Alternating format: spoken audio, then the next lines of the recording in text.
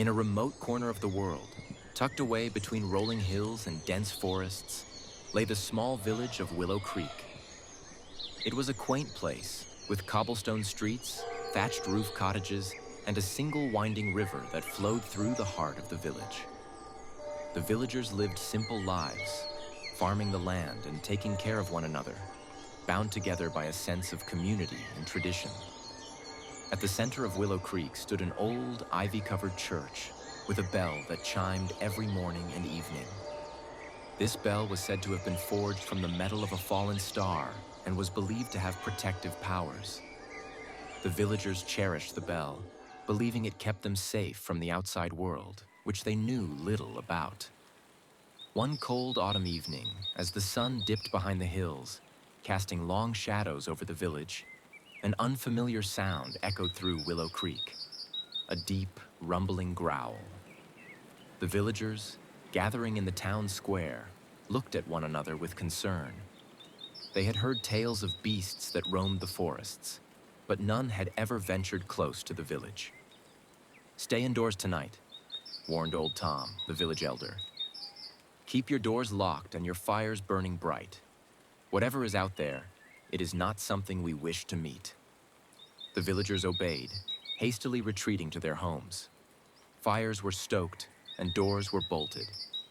But as the night wore on, the growls grew louder, closer, until it seemed as though the very walls of the cottages were vibrating with the sound.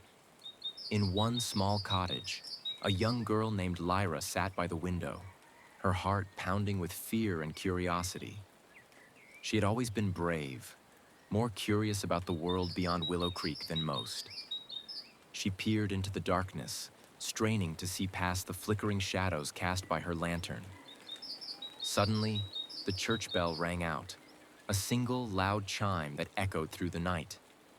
Lyra's eyes widened as she saw a faint glow emanating from the church. She knew she shouldn't, but her curiosity got the better of her. She wrapped a shawl around her shoulders and slipped out into the night.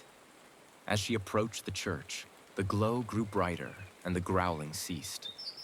Lyra crept closer, her breath visible in the chilly air.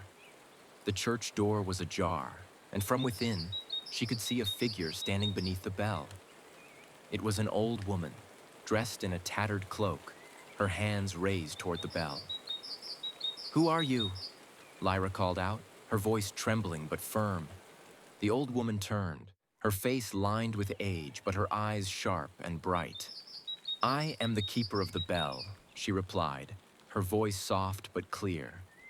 "I guard this village and its people from the darkness that lurks beyond." "Why has the bell rung tonight?" Lyra asked, stepping closer. "And what is that growling sound?" The keeper smiled gently. "The bell rings to warn of danger, to call forth the protection of the fallen star from which it was made. The growling you heard was the darkness itself, testing the bounds of its cage, seeking a way in."